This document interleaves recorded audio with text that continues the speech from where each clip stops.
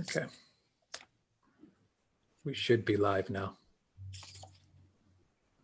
Let me close this window. Let me open up you guys here and let me open up the chat. How's everyone doing? We should be live at this moment. You should be seeing me, Peter, and Alexander, and you should be hearing me. And pretty soon you will be hearing from Peter and Alexander.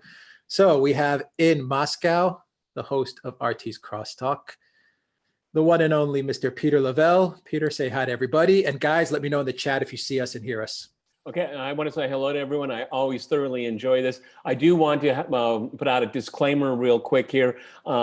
As many of you know, I moved into this new apartment, almost 2 months ago. But there's a lot of people fitting out their apartments. So you could hear some drilling, and I apologize in advance for it. I virtually live alone in this 13-story building, virtually alone, but people are slowly moving in.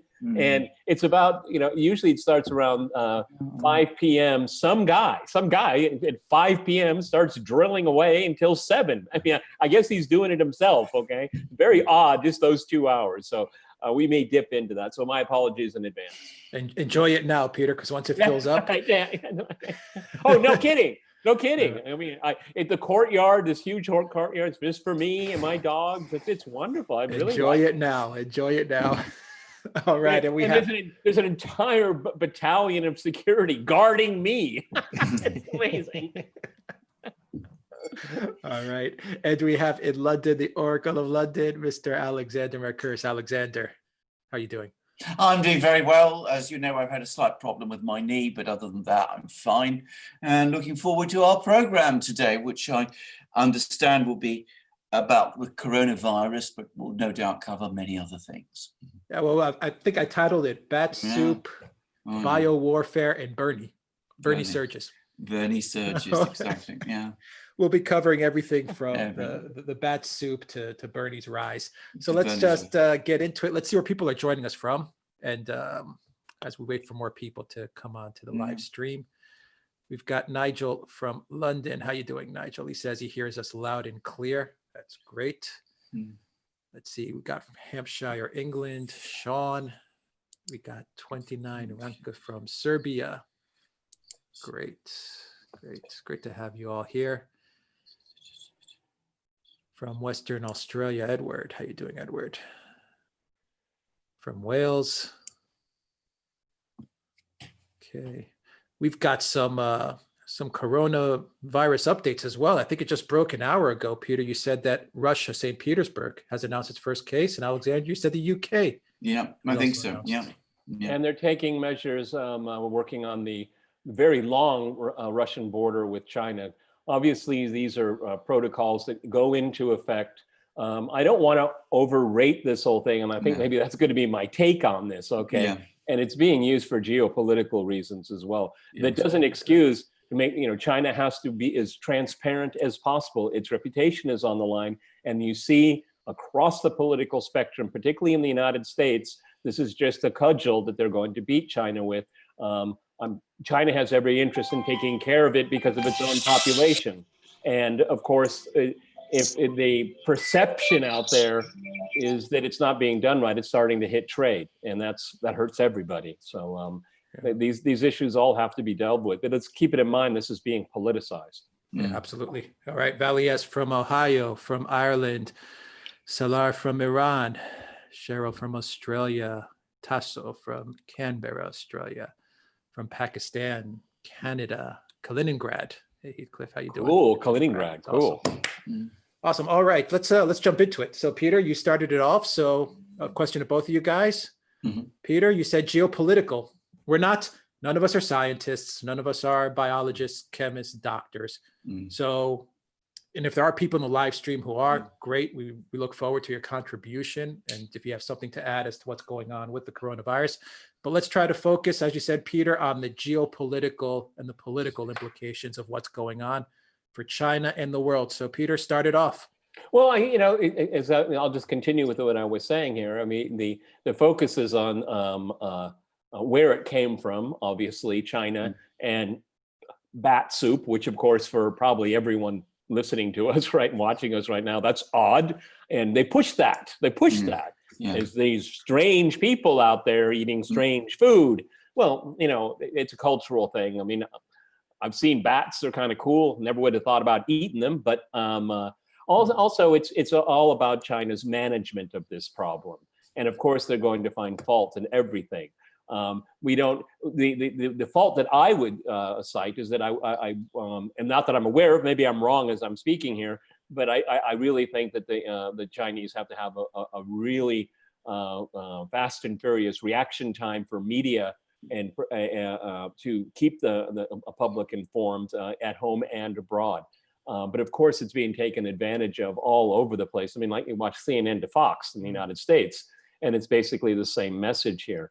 You know, I'd like to know more about how the U.S. and other countries are coordinating with China, because this fear mongering. We always get this fear mongering when it's happening. A lot more people die of the flu, okay? And that doesn't make a headline. I mean, a lot more people. I mean, what was it? It's between 16 and 60,000 people in the United States alone die of the flu every single year, okay? Influenza, I mean, a very strong, virulent strain of it.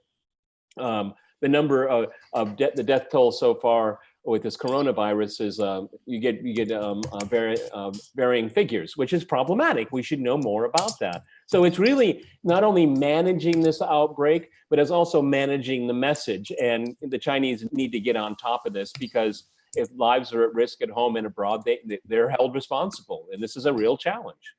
I think the death toll, the official, at least as we're getting from China and the world and the health organizations, was at 192. Correct me if I'm wrong. That's what I read. Well, so and also that's the death toll. But also, if you delve deeper into the stats that we have access to, these are vulnerable groups. Elderly people, for example, they were going to be vulnerable anyway to these any kind of virus like that. Influenza also. What was it, Alexander Makiris, after the Second World War? 50 million people died worldwide? Some people have put the figure as high at 100 million. Yeah, I'm glad you raised that. Spanish flu, exactly. Right.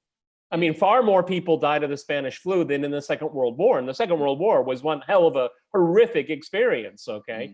No, what I want to do is, I think, and I'm not saying it as well as I could, I think we need to just kind of step back and kind of look what's going on and turn our attention to authorities that know what they're talking about, and not hacks on cable TV. I'm sorry, Alexander, go ahead. No, I mean, I was going to endorse what you say, Peter. I've been following the story as it's evolving, and it seems to me that as it is evolving, it's becoming reasonably clear that what we're looking at is a type of flu outbreak, and perhaps not much more serious than a normal flu. This does not look to be anything remotely like the Spanish flu. Why do you say that, Alexander? Because, if I can push back a little. Yeah. Also, it's gone up to 200 now. Noreen says the death toll. I know. So why do you say that? Because first of all, it's been around for a while. I mean, this is a point to make. I mean, it was circulating since December.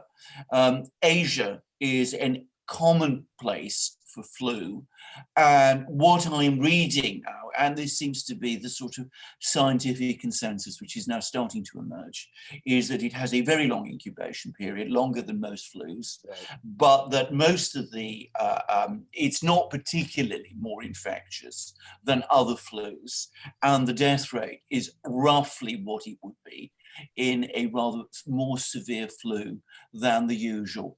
That seems to be the emerging scientific consensus. So it's a new strain of flu, which has probably arisen because a virus has managed to transpose from animal viruses. Animal populations are often incubators for these kind of viruses. The Black Death, which we all know, the Great Plague of the 14th century, that started with a bacterium that transferred from animals to humans. So this isn't unusual. This isn't unprecedented.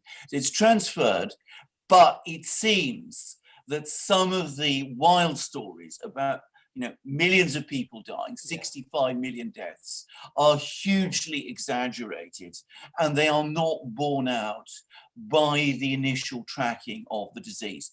Bear in mind that in any flu pandemic, and this looks like the beginning of a flu pandemic. Around 1% of people who contract the flu die. And we don't know yet how many people have actually contracted this virus. So it may be that these very high figures, or seemingly high figures, 200 people being dead since December over a 2-month period in a big city like Wuhan, with a population of 11 million, and with the flu having perhaps distributed itself right across China, it may be that those figures are not quite as horrifying as they've been made out to be. That is the initial view, but it is, I think, the emerging. What if they become? What if they do become? Hold on. Let's pull back here a little bit. Let's keep this in mind. Yes. More people have died of a known influenza virus since December than we can track with this one. Okay, yes. So let's kind of step back here. I mean, I don't want to. We have to be careful and reasonable here, but also it has been pointed out to me that if you're a healthy person, a very healthy person, you could actually contract it and survive it, not even knowing you had it because you're healthy.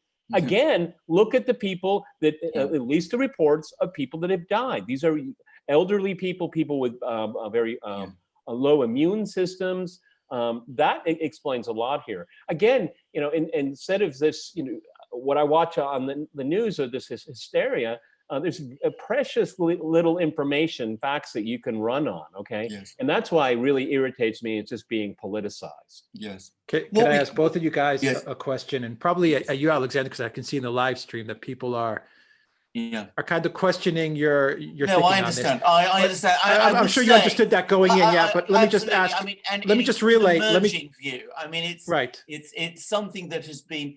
I've been following. I've been tracking what the scientists have said. Okay. I've actually heard from some. And then let's go. And then let's go on to the geopolitics of this. Yes. Yes. But my question to you is, number one, and to both of you guys, is: do you think that China is hiding a lot of the stats as to how severe this is? Yeah. Because I've been seeing in the chat, it's 9,213 dead. Definitely, in a couple of weeks, we've hit what took SARS 3 months to get to. Yeah. That's for sure. We do know that it's spreading to other countries. That's for sure. In the United States, you had the first human, at least they recorded a human to human transmission. Because you're looking for it now. Right. I'm just relaying you're what's looking for it now. Right. Yes. Right. Exactly. But I'm seeing on the internet a lot of photos and videos where they're showing Wuhan and other cities which kind of have this ghost town apocalypse feel to them. I'm just relaying to you once again. I'm just relaying to you what's out there. Yes. So, do you think that a lot of this is disinformation? Do you believe that the Chinese are hiding a lot of things? Do you think they're doing, would you say, a poor job, a medium job, a good job of getting on top of this? The WHO said that this is a big, big problem. It's severe. Yes. People are worried. And I think my personal opinion is I Yes. think there's a case for people to worry. I'm worried. I mean, Well, you should always look serious. You should always have that as a default position. Absolutely. Take it seriously here. Yes. But let's not extrapolate beyond what we know here. Let's be honest.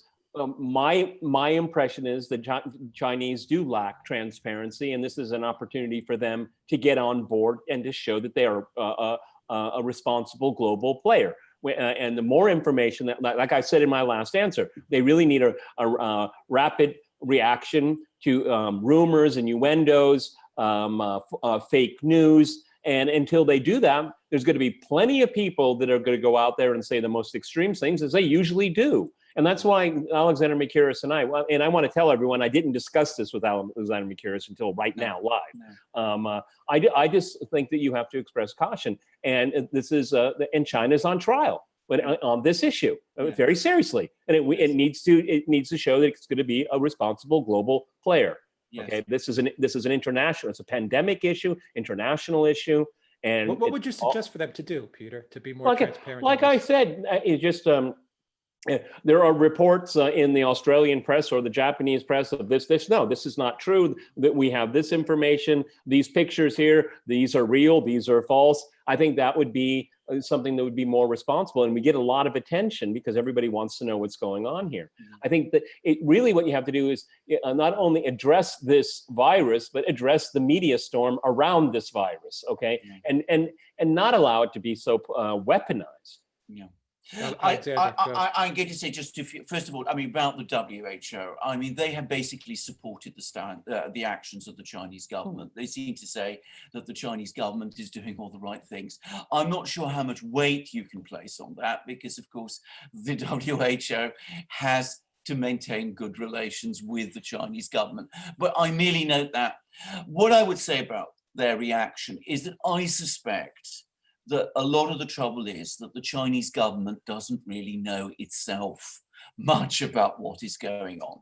You said that, you know, it spread much faster than SARS. Of course, the problem with that is that we don't really know when it started. The incubation period seems to be very, longer, significantly longer than for most other strains of flu. So though it's supposed to have started in December, it might have started even earlier than that. We can't be absolutely sure. And the impression I'm getting, and this is where I think China can be faulted, is because it is the kind of government that it is. It doesn't like to give the impression that it is not in full control of the whole situation. So they're coming up with, we've got this thing under control. We're closing down cities. We are taking all this enormous steps to appear as if we are fully on top of this thing. We're giving out all these precise numbers. But the reality is, and the reality that they cannot actually bring themselves to admit is that there are probably many more people who are infected with this virus than they can possibly know because of the nature of the incubation period and because of the fact that, as I said, the Chinese central government and probably even the Wuhan local government only really became alerted to the fact that this disease was spreading sometime after it began spreading. So I would say that this is partly the problem.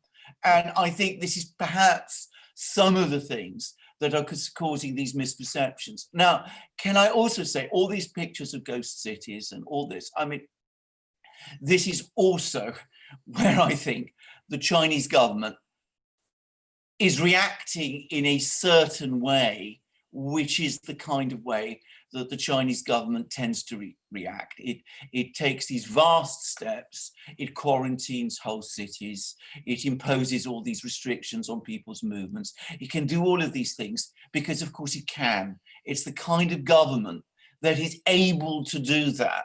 But the consequence of it doing those things is that it becomes much more difficult for the Chinese government to then turn around and say, well, this isn't such a big problem after all. It's only a severe case of flu. So, you have the kind of thing that, in a way, its own actions may be undermining or, its own case and may be creating and fostering misperceptions about the extent of what is happening. We can't discount that possibility. Yeah, I mean, the thing is that Alexander Makiris is absolutely right. On the one hand, they have the resources and the administrative control to control the movement of people, to shut cities down, control transportation routes. But at the same time, there's always the attraction to control the message as well, because you have those assets, and that always will cast doubt, because of course they don't want China to be seen in a negative light. And Alexander Makiris is absolutely right. I mean, the Chinese government, the Chinese Communist Party, is very sensitive to perceptions of instability. I mean, that's what keeps them up at night, okay? Not the Russians, not the Americans, not the Europeans. Instability keeps them up at night, okay? So I think we're being balanced and really measured here. And as we always say in our podcast, the more information we get, the better analysis we can provide. But I'm not going to go out on the limb here. And too many other people do. So many other people have egg on their face. And I try to keep egg off our face and off the faces of our viewers. Yes. Yes. Let me read you some. Let me read you some Yes. stuff from the live stream. You guys can comment. Yes, of course, Let's of course, change it up a little. So we have Yes. from Interesting. You had to look at the R0 figure. Seriously, regular flu rate is 1.28. Coronavirus rates at 2.5 at minimum. This is a serious problem. Well, yeah, okay, right. You can comment as Yeah, we have a lot of comments here, guys. This is the problem, because you see, it seems, and I've seen those figures, but I've also seen them being queried, because that assumes a certain knowledge about the rate of infection and the rate of mortality, which we aren't really able to correlate, because we don't yet know how many people have been infected. So, you know, we are still at a very early stage in getting to an understanding of exactly what is going on here. But that's, you know, I'm not saying those figures are wrong. All I am saying is they may not be quite as definite as they seem to be at the moment. Unfortunately, the nature of these things is that we will probably get a real sense of the true nature of this pandemic, because I think it will become a pandemic. I think the idea that you can control it now is basically gone. I think it's too late for that. So I think we'll only get a real true sense of the nature of this pandemic once, unfortunately, it's run its course. That's how it looks to me. All right. From Mariana says, New York Post just reported that coronavirus can spread on contaminated surfaces, not just by the air in droplets of breath. Maybe. I mean, a comment, I think it was from Black Hundreds or someone else in the chat. I forgot, but the comment was, why would Russia close their border with China? Right. Can I make one very quick? Can I just make, because there's been some misunderstanding. They have not closed their entire border with China. Jump in anytime you want. Jump in anytime you want. I know. I just wanted to say that, because there was an extraordinary headline on the Financial Times which said, you know, the longest border in the world between Russia and China has been entirely closed. What the Russians have done is that they have closed their borders in certain places, and that specifically is in the Far East. And I suspect that relates primarily to the city of Vladivostok and the areas around, where there is a large amount of traffic to and fro between China and Russia. And I suspect that that is only a temporary measure anyway, intended to take this step until means to actually detect the virus are found. I mean, I think, again, these rather, you know, apocalyptic headlines you need to drill through and look at the subtext of What do you think the headline would be if Russia didn't close its borders? Yeah, well, indeed. I mean, come on. Yeah, no. Come on, this is common sense. I know. This is a protocol. They get they make an assessment themselves, and they say we're not going to take any chances here. We need more information, and boom, you click the switch. That's what they should do. Yes. That's what they should do. That's what they're obligated to do. I know. It's not because they're terrified. It's called procedure. Yes. It's also, I would also say something else. I mean, freight traffic is still continuing. I mean, this is another thing. But I mean, this relates to movements of people. But there was an actual confirmation from the Russian government that ordinary freight traffic continues to move backwards and forwards across the border in much the way that it did. In other words, they're trying to control people, and that this was done, obviously, with full cooperation with the Chinese government.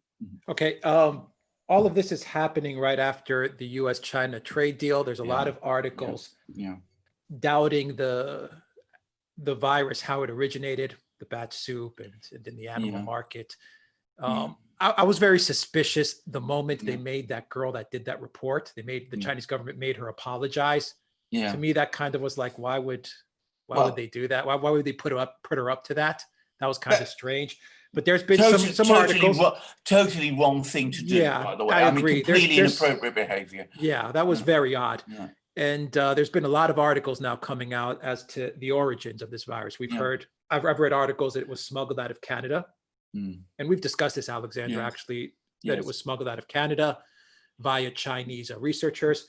Bioweapon developed in the US, bioweapon developed in China. the Wuhan facility that's 20 miles out of the city. Yes. What are your thoughts on all of these? Right now, there are theories. Yes. Theories out there as to how this originated, because the animal to human kind of thing and the animal market bat soup thing is, I guess it's possible, but I don't know. To me, it's very strange, especially coming off the back of all this focus on China that's now coming out of the media, unrelated to the virus, on trade, on other geopolitical issues. China being the number one enemy now of the US, and all these things that are creeping up in the media. What is your guys' take on this big picture? Well, first of all, biological weapons or attempts to create biological weapons do happen, and they do exist. And the Skripals is a case. That was Novichok. That's Novichok. Novichok. Novichok is a chemical. Well, to the extent that it exists, it's a chemical weapon, but a biological weapon attempts to create diseases have certainly been around for a long time. I mean, the Japanese were trying to do this a lot during the Second World War. So, you mustn't completely deny this possibility. There have been attempts to use anthrax. All I would say is, it's the kind of allegation that before I accept it, I would like to see some actual evidence that goes beyond the kind of theories we see now. At this moment in time, as I said, we're dealing with a disease. It doesn't look to me, based on the scientific evidence I'm hearing, and going back to what Alex said at the beginning, I'm not a scientist. I depend on believing what scientists said. If this disease is not as potent as people say it is, some people think it is, then it's difficult for me to see how it can be a biological weapon, because the whole point of a biological weapon is it would not have a 1% cause or a 2%, fatality. It would be much more than that, presumably. Also, I mean, the other thing is, if you're starting to send biological weapons into China from places like Canada, I mean, I'm not quite sure whether this is being alleged that this was done intentionally, but the risk of doing that, if it is being done intentionally, is that it doesn't stay in China. It becomes a pandemic, which is exactly what's happening now. So that doesn't seem to make a huge amount of sense to me either. But, if there's a laboratory somewhere and one of these things is leaked out, I have heard of those sort of things. There was, I believe, now, I'm not sure about this, but I believe there was a case when some smallpox vaccine escaped from a laboratory or was lost, and there were concerns about that some years ago. So it's not impossible, but I haven't seen the evidence yet that I would say substantiates that allegation. And given that the Chinese government is not saying it, they're not pointing fingers at anyone. Of course, they wouldn't point their fingers at themselves. Given that the US government isn't saying it, given, as I said, that this is all speculation at the moment, I would need to see some evidence, some actual hard evidence, before I said that was true. For that reason, and for the moment, I'm going to go with the story, the view, which seems to be the scientific consensus, that this is a natural outbreak. That's all I'm going to say about that. I think we have to inject some common sense here. If let's take the theory, the speculation that this was a weaponized virus sent to China. A lot of countries can do something like that. Not that difficult. And if a precedent now is being sent where you're going to send in a Trojan horse virus, it kind of reminds me of the waning days of the Obama administration, when Russian meddling, all this, and there was apparently in the NSC or the White House, what kind of retaliation would the US use against Russia for alleged meddling, because it was still alleged then. And one idea was to hit the electricity grid here hard through a cyber attack. And of course, some babbling idiot probably went on for 20 minutes until someone in the corner said, but what if they do it to us? Oh, yeah, that's probably not a good idea. Mm. So my point in saying that is that if there is some kind of nefarious plan to export a weaponized virus, what's to stop from other countries doing the same thing?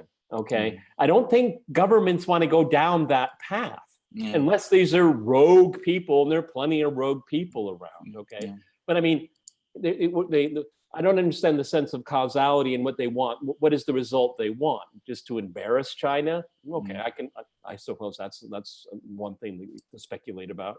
Yeah. But I mean, if the Chinese conclude or convinced that something like this has happened, that brings the threshold up of retaliation to an unimaginable level. And I mean, terrifying. Yes. So, and that's why when I come across something like that, that's a clickbait title, but it's really, really scary. I mean, it's like after the First World War, with the exception of like Saddam, using chemical weapons on the battlefield, this is a bad idea because the wind can blow the wrong way. Okay. I mean, that's why even the worst possible people you can imagine, they do have common sense. They have evil intent, but they have common sense. And, if what we do it, they're going to do it to us. Yes. And so that's why I'm very wary of that kind of speculation. Yes. Wary. Wary is the right word. I mean, I'm not going to say it's not true, because I don't know if it's not true. I don't know if it's not true. But all I am saying is, at the current moment, for all the reasons Peter said, it seems more likely that this is a natural outbreak. This isn't the first time things like this have happened. So let's at the moment keep an eye out. But I'm going to go for the moment with the view that it's a natural outbreak. Hold that thought, Alexander. Hold that thought, Monica. It's a lousy bioweapon with such a low mortality rate. Space Cat says Stefan Molyneux interviewed a man from Hong Kong. They believe the CIA brought it in. Peter hinted at it. Alexander, talk about it. The geopolitical, economic implications for China. What are they as this virus continues to seep into the media and gain traction? What are the geopolitics and economic implications for China?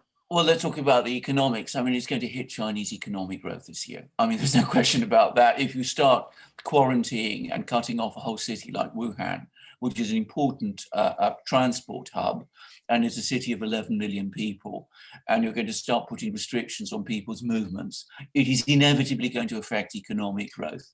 It's also going to affect people's perceptions of China, one way or the other. We're already hearing people saying that the Chinese can't be trusted, that they're covering up. There might be some truth in that. I mean, I think they are not being honest about the fact that they don't know. They don't know as much as that. They don't know what the whole situation is. So there is some truth about the fact, I think, that they are covering up. So it's going to affect perceptions. And of course, it has created some tensions between China and some of the countries that are friendly to China, not perhaps at the level of governments, but at the level of people. So, Russians are now going to be nervous about traveling to China, and we're going to see fewer Chinese tourists in Russia. So it's not good for China. One mustn't over-dramatize these things. Over time, a huge economy like China's and an enormous power like China will be able to see this thing through. Of that, I have absolutely no doubt. Of course. Okay. I mean, Alex Christofor has already alluded to it. I mean, first of all, the first phase of the trade deal that Trump signed with the Chinese it's not a big deal. Okay. No. I mean, really just turns the clock back to the Obama years. Okay. I mean, this is an election ploy, and that's what politicians do. Okay. Yeah. That's what politicians do. I'm not dismissing it. It's just that it's not the deal that all the supporters are making it out to be. No. But it's a work in progress, and I think that's good. All right. Yeah. But it's again, you can just tear the Russia propaganda page out again. I mean, one day after day, month after month, year after year, for Russia, there's a big whiteboard and some kind of think tank. They got, with Novichok, and then we got Syria, and we got this. They just keep going. It's all like the impeachment saga. Blockbuster bomb. This is going to change everything. Okay, China is going to have to face that on a massive scale from here on out. Yeah. Okay, there's going to be a massive propaganda effort against China. And there's nothing wrong with putting China in under a microscope. It should be. I mean, it has immense aspirations on the global stage. Okay, it has to live up to them, and it has to be transparent if people are going to want to believe them. So, I mean, again, we don't know the origins of it. We don't if it is outside. We don't understand the intent. But I can tell you for sure the Chinese will deal with this.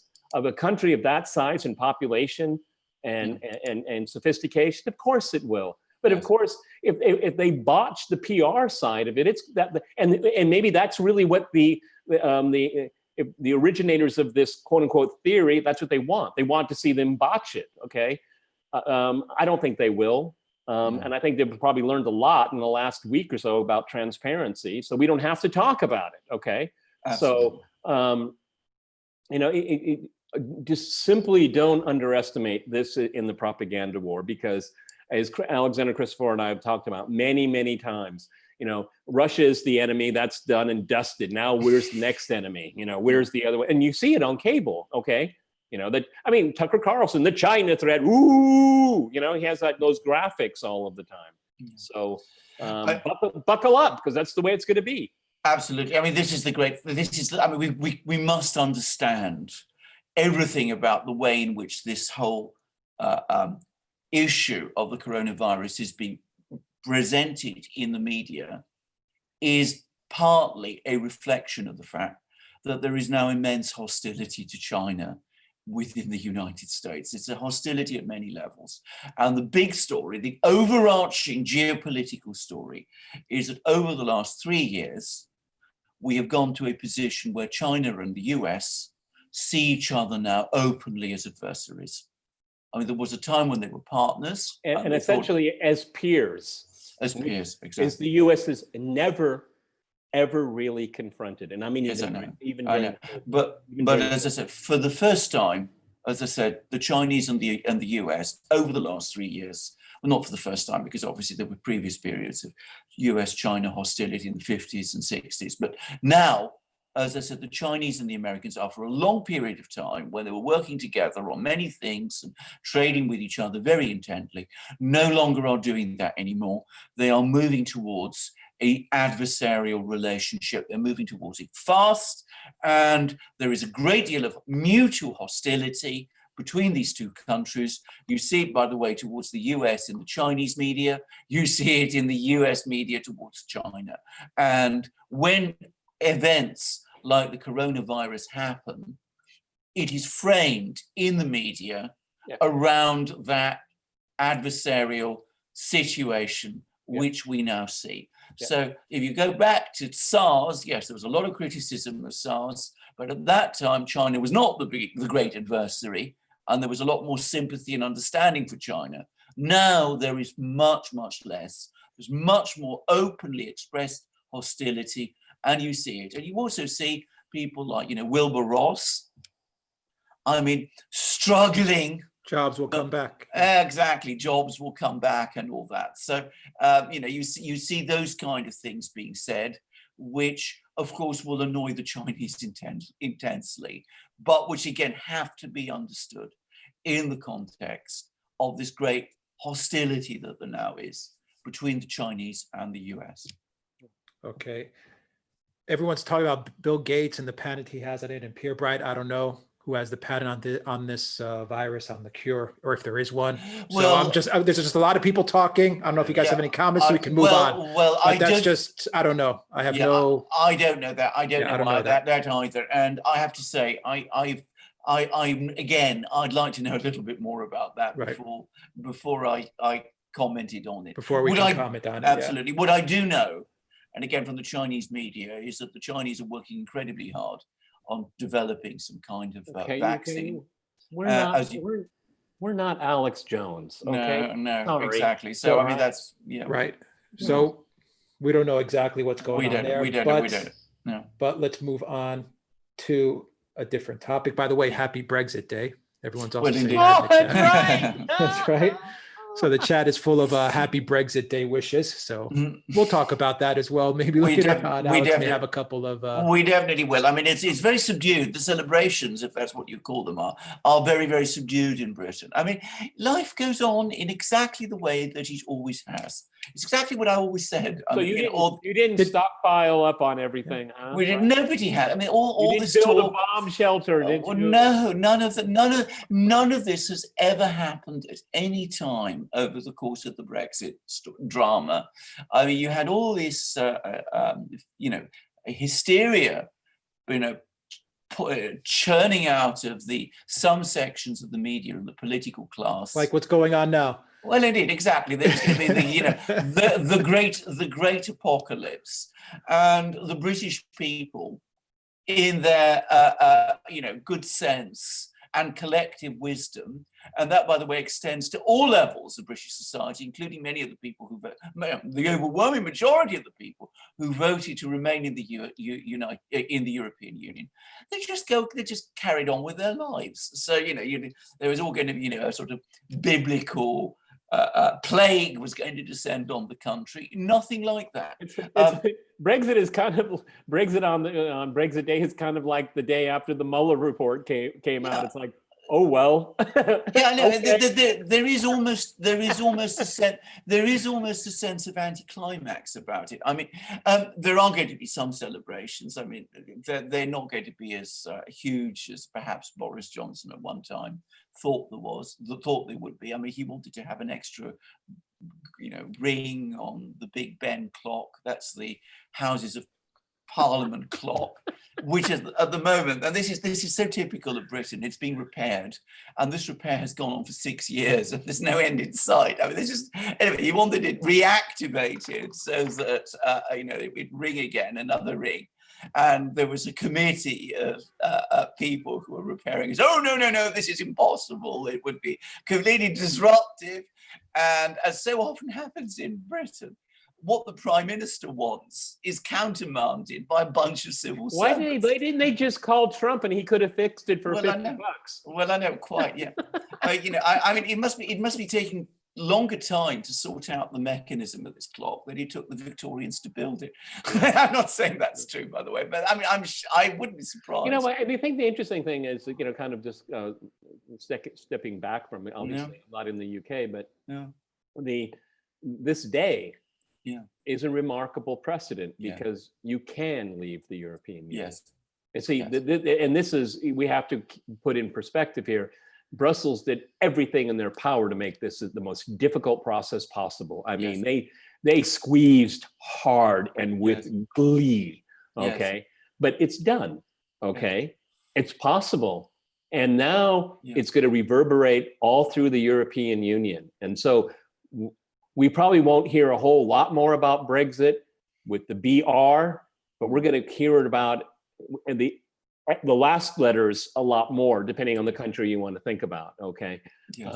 The precedent has been set, and I've said this all along on Crosstalk, is that they were more terrified of the precedent than the UK actually leaving, okay? Yes. Because the French are happy as can be. Good riddance, okay? I mean, we had some great guests on Crosstalk, and they're just like, get out now.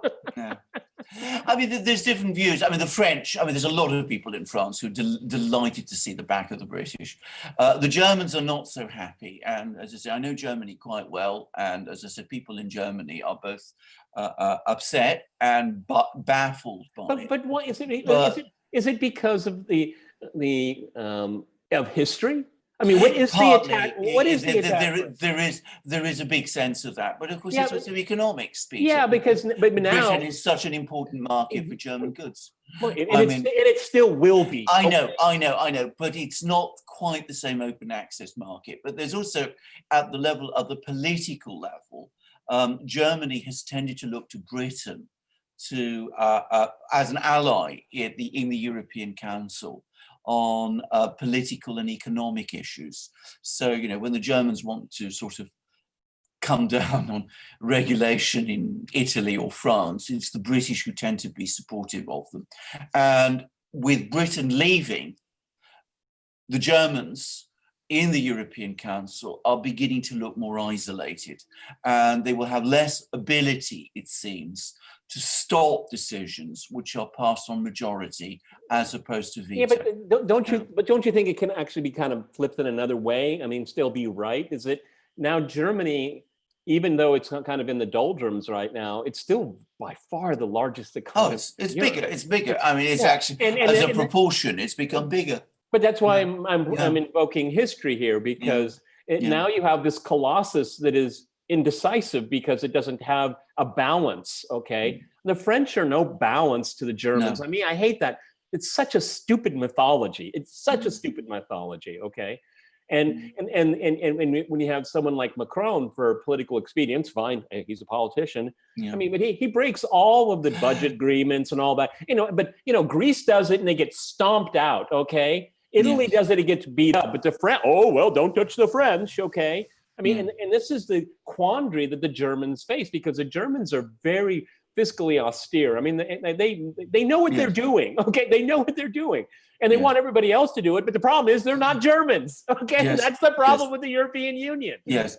But you see, in these arguments, they've been able to rely on the British to back them. And the British aren't there anymore. So now the Germans are left without the British, facing, to a greater extent, all the others. Yes, economically, their position within the EU has become more dominant. But politically, their position is weakening. And I think this is something that does concern them.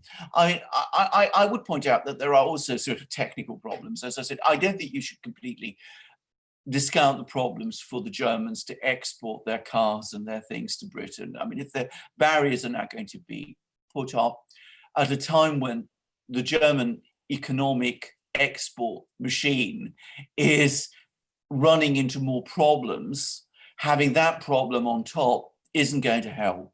And of course, with Donald Trump talking about car tariffs, it's going to help even less. But also, there is the problem that Britain is the second biggest contributor to the EU budget. That hole now has to be filled. Who's going to fill it? Germany will have to fill it. And again, the Germans have been writing so many checks.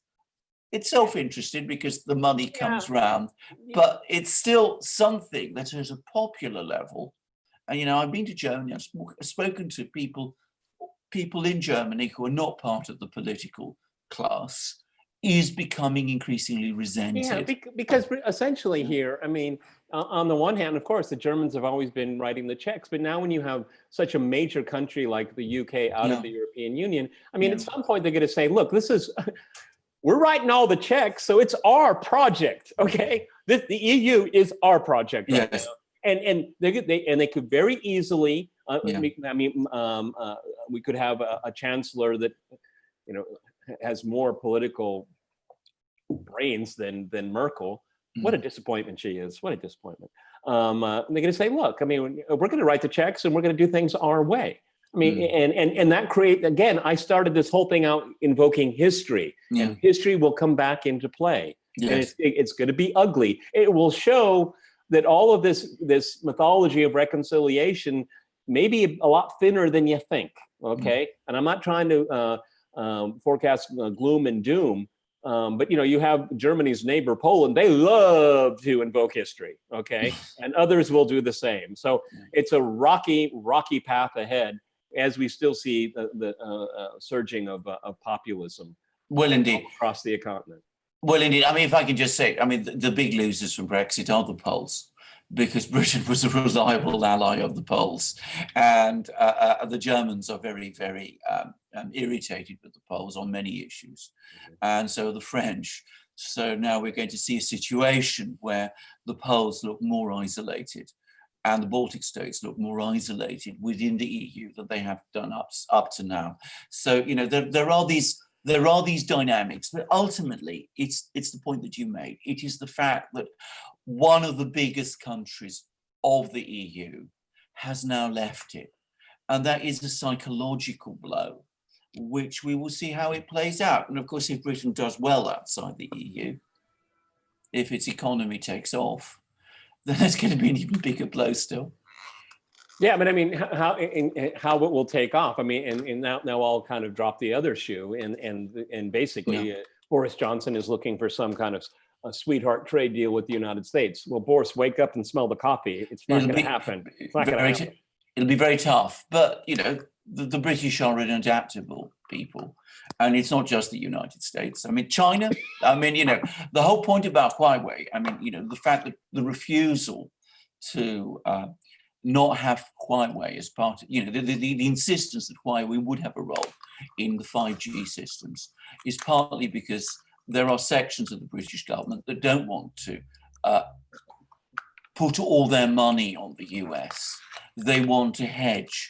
And I've been saying this for some time. There are now rumors, and when I say rumors, these are not just rumors, these are plausible reports which are appearing in the mainstream media, including the Times and the Financial Times, that Boris Johnson wants to come to Moscow for the 75th anniversary of the end of the Second World War, that he wants to actually start some kind of process of rapprochement, because he talks about global Britain. So Britain has to start being a little bit more flexible than it's been, and it can't just write off all its connections with Europe's biggest economy, which Russia is actually. I mean, the figures may suggest that because it's about... the UK is going to have to go back and do what it used to do before it joined the European Union, is to be flexible and be a trading nation. That's what made it great and powerful and rich. And open for, it's got to be open for business. I mean, that's what the British were always about, and that's what they'll have to learn to be again. So they've got assets, they've got the you know, the big financial market, they've got all the legal framework all sorted out for them. They've got the advantage of the English language. That if they leverage all these assets cleverly, then there is no reason why they can't put them to the very best use. The problem is that our political class in Britain is so poor at the moment that one can't have any confidence that they will. But we'll see. Okay. Sometimes, as we say in England, necessity is the mother of invention. Okay, okay, guys. Peter, I saw your crosstalk on Bernie. Let's move it to Bernie Sanders. Yeah.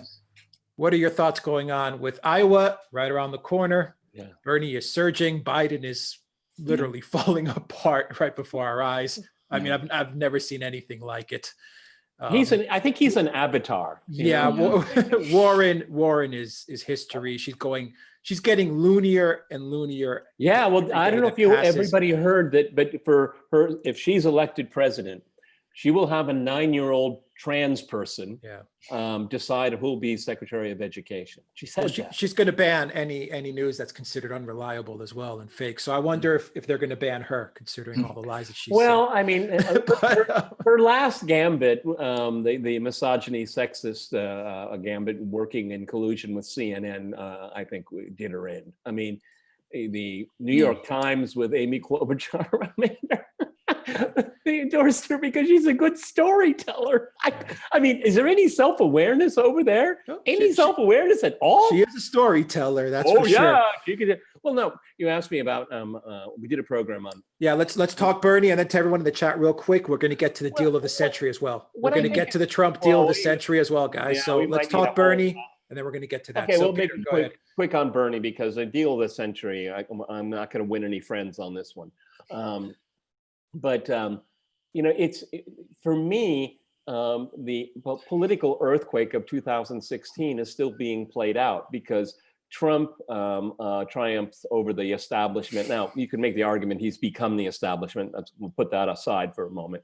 But Bernie Sanders being denied the nomination in 2016 is on the path against all the odds. Sound familiar? Yeah, like Donald Trump. And it was very interesting.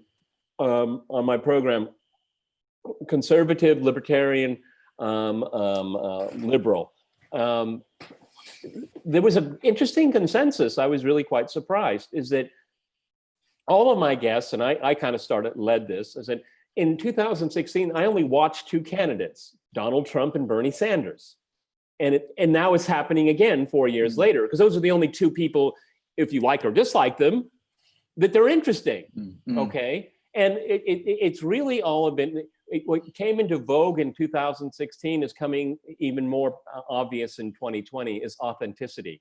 And that's why these two men are probably going to be on the ballot against one another. Okay, that's the way it looks like. Now, the media is totally against Bernie. The DNC is totally against Bernie. It's an uphill struggle, but he's still standing. I mean, we mistakenly, about 6 or 7 months ago after the heart attack, we were very skeptical. Well, he's proven us wrong. And one thing that's very important, he gets the crowds like Donald Trump. And really interestingly, he gets small donations. He's not reliant on the DNC. He knows what they're barbarians, the DNC, okay? And they're minions in the media. So it's looking, now we haven't talked anything about policy at this point. We've been talking about perceptions and character and authenticity. So I think it's very, very interesting. Why I kind of look forward to this is that Bernie Sanders, whatever you think of him, he's a policy guy. See, he's the only, that's what separates him almost from everybody else, because Elizabeth Warren is just identity politics. I mean, she was a Republican when she was 47 years old, okay? She's not real. Amy Klobuchar, apparently she's just a thug, okay? And then I don't even remember all the names now, Spartacus, you know, and Mayor Pete, and all these other people. Andrew Yang, he still gets attention because he talks policy. He's not talking about, I'm going to have a 9-year-old trans person decide who my Secretary of Education is going to be. I mean, what kind of nonsense is that?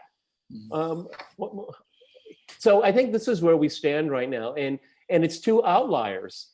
Amazing. It's for the entire ever since the election of 2016, it's about outliers, and it continues to be the case. And I'm happy about it because at the expense of a very corrupt political establishment. Alexander, your thoughts? Well, I think that one of the reasons why Bernie Sanders is actually growing and getting stronger in the polls is precisely the reasons that Peter said.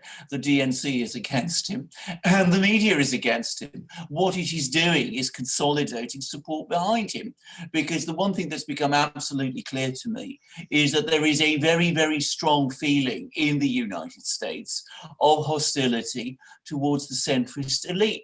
People want to see a choice between what they perceive as left and right. That is a real choice, and that's why people who are on the right are migrating to Donald Trump and did so in the 2016 election, and why people on the left, both in the 2016 election and in this election, seem to be migrating to Bernie Sanders. What happened in 2016 is that the DNC manipulated the electoral process, the Democrats' own electoral process, to prevent Bernie Sanders becoming their candidate.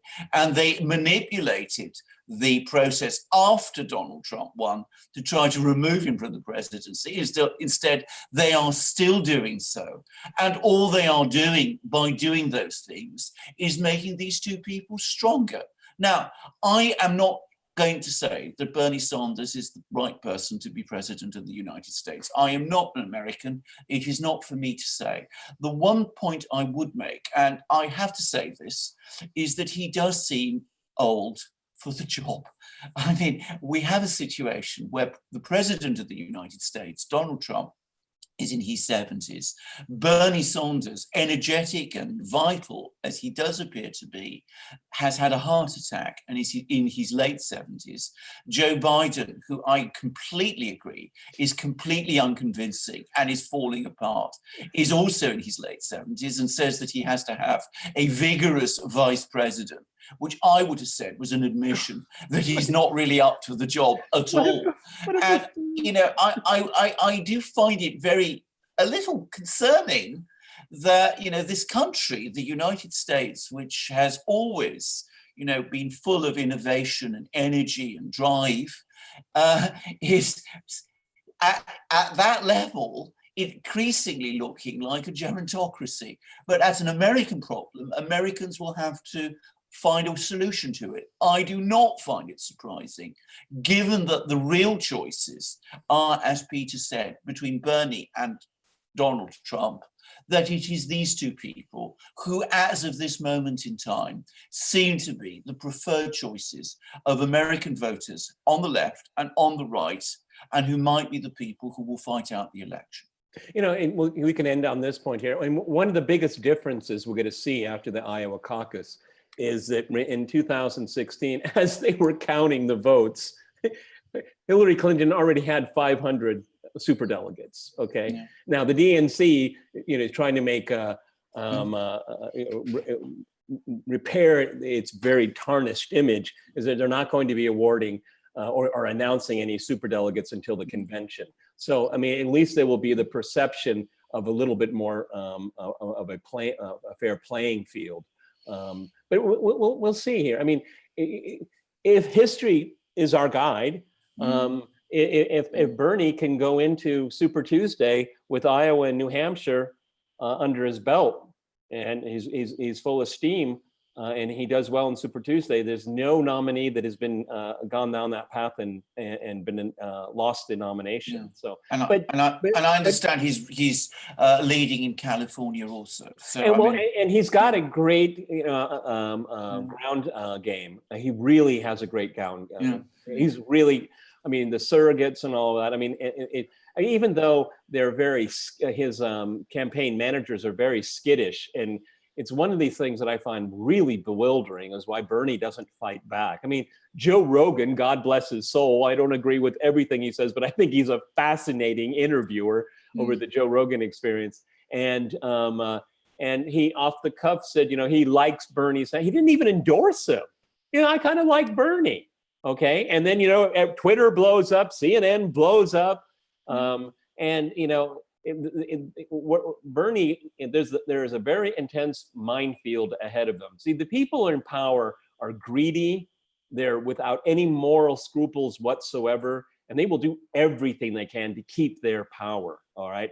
Even to the point is that they'd be willing, the DNC would be willing to lose to Donald Trump if it means Bernie losing. They would prefer to see Bernie lose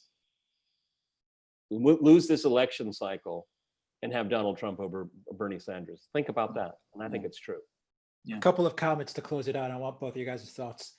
I wrote them down. Great point on the DNC, Alexander.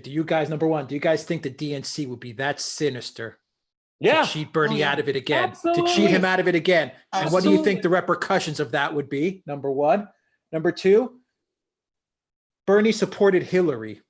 Yeah. Actively in 2016. Was that not a big mistake? It was a huge mistake. It was and my final thought, and you guys can jump in and go crazy. My final thought, Bernie Tulsi. What do you think of that ticket? Go ahead. I in my dreams is the answer. I don't think it's going to happen, but well, we'll see. I can't imagine. I'm afraid it's more likely, I think, that Bernie, being Bernie, you spoke about how he supported Hillary in 2016. I think if he becomes the candidate, he'll tack to the right and try and bring in a more centrist candidate than a vice president candidate. I think that's more likely what he's going to do. I don't think than so. That he's going to go all the way for Tulsi. Well, okay. I mean, you know America better than me. No. I think what people are expecting is that because Bernie won't fight back, and maybe he'll start learning to. Yeah. I think he wants to stick it to him. I think, remember what was the candidate Steyer? Remember when Bernie had that tussle with Elizabeth Warren? It came up, and Bernie's like, oh, what? He's like, he's got it in him. He's got it. He's got fire in his belly. He just got to let it loose. I think the Tulsi Gabbard thing would be brilliant because Trump is flailing on the anti-interventionist foreign war front. Yeah. And Tulsi would pick up that. And Bernie's not a foreign policy guy. Tulsi is almost completely a foreign policy person. Okay, almost completely. I think it would be amazing. I think it would catapult her. I mean, the thing is that it politically it's really smart, but the DNC despises her. I mean, really despises her. But on the other hand, we're going to need like 5 or 7 hands here. They have small donors. I mean, the Bernie crowd knows that the DNC is going to screw with them, so they're just setting them aside. Okay, they don't look for any benevolence from the DNC. Since that's kind of already baked in, I don't think they have to worry about if DNC hates Tulsi. Okay, I think it would be amazing.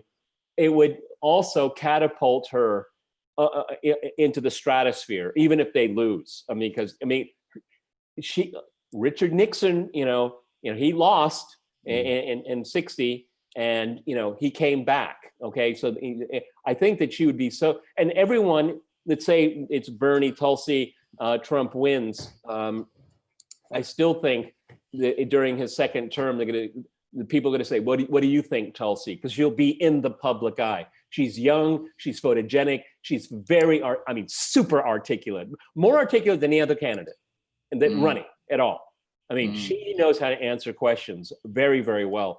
And she has this amazing skill that almost no one has anymore. She uses complete sentences, okay? Not like Joe, okay? Joe can't complete a sentence, okay? So that's a very interesting dynamic. I think it's possible because I think, why not? Why not? Okay, because Trump is going to be formidable. He's getting practice every other day on the stump. He is surging too. Trump is surging too. Has his best numbers of his presidency right now. I mean, what is it? He can pack a stadium with 70,000 people. I mean, Joe got 75. 75. Do you think Trump would have to change his VP if Bernie chooses Tulsi? Oh, I think I can't move away from Pence. What's her Nikki Haley? I'm still putting money on Nikki Haley. Nikki Haley. Yep. Alexander, real quick to close it all out. I we'll don't move know. on to the deal of the century. I don't know about this. I mean, I would have thought that he'd more likely to stick with Pence, who's been, outwardly loyal to him, but that's and who he needs to get the support of the evangelical Christians. But I don't have that granular understanding. I don't know. I mean, I don't remember who said it, but I mean, the value of the vice presidency is like what is it? A spittoon full of warm spit. Okay. I mean, I got it slightly wrong, but that's it. No, I don't think so, because as far as Pence being working the legislative branch, I don't see that he's been he's not been an effective vice president. No. And I think evangelicals like Trump anyway. Okay, so I don't think they really need him. I mean, the thing is that let's play with this, continue with this scenario that you throw in Tulsi on the Democratic side. I think that Trump would like to throw a little diversity on his side. Okay, and she's just slavish. Okay, and it would put her in the position of vaulting into the presidency herself, and the same thing would apply to Tulsi. All right, yes. So I think it'll be a woman on both tickets. That's my right now, as we on the 31st of January 2020. That's my gut. All right, deal of the century, guys. Alexander said the evangelicals and Trump, so that's a good segue into the deal of the century with Trump and Netanyahu. And this one is going to definitely stir up a lot of controversy because everyone has their thoughts on this. So Alexander, why don't you open it up? What do you think of the deal of the century? Well, the first thing is, it isn't a deal. I mean, it's not a deal. It's a take it or leave it. It's a take it or leave it. I mean, what Donald Trump and Benjamin Netanyahu and the others have done is that they've come to the Palestinians and they said, look, this is what we've agreed between us.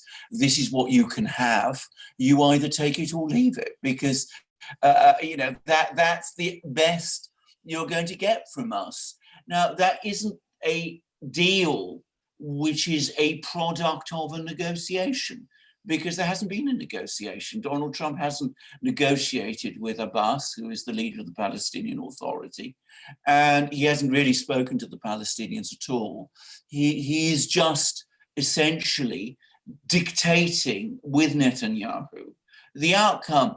And I cannot imagine looking at this proposal, because it's a proposal, not a deal, that the Palestinians will accept it, because from their point of view, it's so far removed from what they have been seeking that I can't imagine any Palestinian leader who accepted it surviving very long as a Palestinian leader. Well, and also, I mean, just look at the optics of it when it was announced. You know, there was Benjamin Netanyahu, there were some of the American Arab allies in the Middle East. I think it was the Emirates or Qataris or something. They were on stage there too. There wasn't one Palestinian there, not one. You know, the interesting thing is that, you know, lip service up until a couple of years ago was paid to the two-state solution. Yes. Lip service. I mean, since Oslo, it's really a dead letter. But that, you know, then you can listen to the propaganda from the Israeli lobby and all that. But the two-state solution is a dead letter completely. And what Israel is doing is creating a one-state solution. And now that is going, they're going to have to deal with the occupying a lot of people whose population is growing, even though the Israelis do everything they can to thwart that. I can't tell you the distasteful feeling I had watching the president of the United States giving Israel something the US has no right to give. That means the West Bank, to the Jordan River, which is completely against international law. See, I think I've said this before. Why does Trump do this? Because he sees it no cost to himself at all. There's no downside for him. I mean, he's giving away something that's not his. Fine, okay. I mean, move the embassy to Jerusalem. What does it cost me? Nothing. Makes them happy though. Give them the Golan Heights. What do I lose? Nothing, but it makes them happy. All right. I mean, this is the kind of transactional approach to foreign policy that is in Donald Trump's DNA.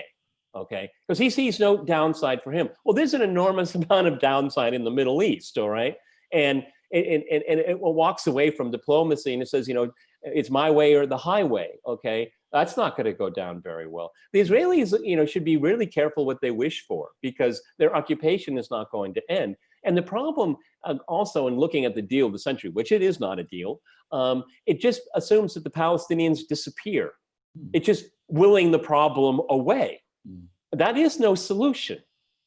All right, and on top of it, you know, people, the Saudis and the Emirates and everybody's going to start chipping in. Really, will they? I doubt it. Okay, it's a deal without partnerships. Okay, and I didn't even consider doing a program on it. We did it a few months ago when the snippets of Jared Kushner's deal of the century we made it to the press. And I mean, you know, I had Israelis of very different opinions, very strong different opinions. Normally it would turn into a food fight, but all of them just scoffed at it. I mean, what? Huh?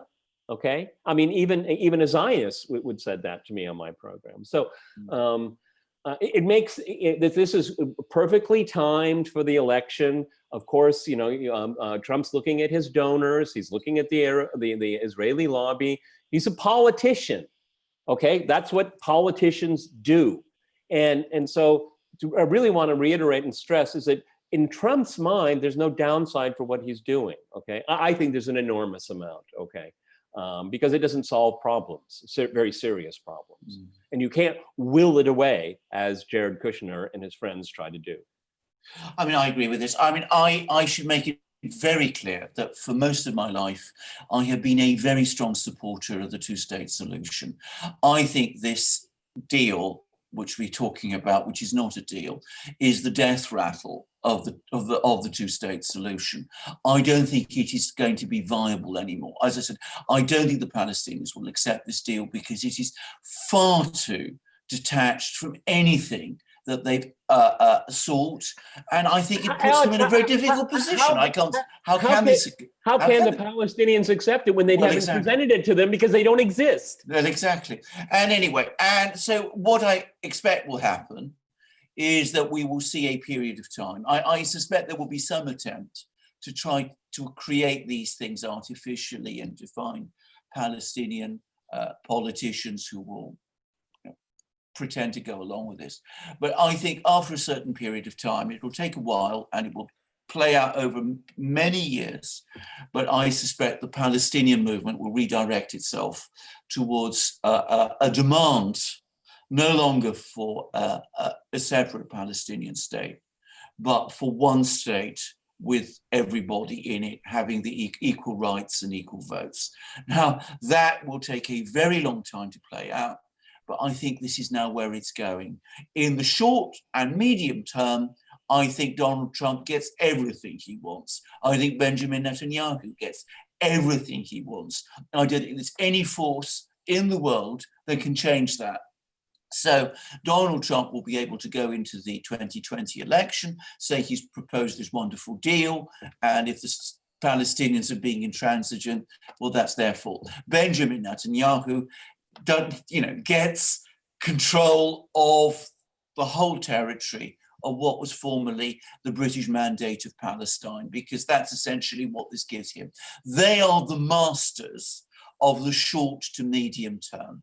But in the longer term, as I said, we will probably see a move by Palestinians towards demanding one person, one vote in the whole of the territory of what was formerly the British Mandate of Palestine.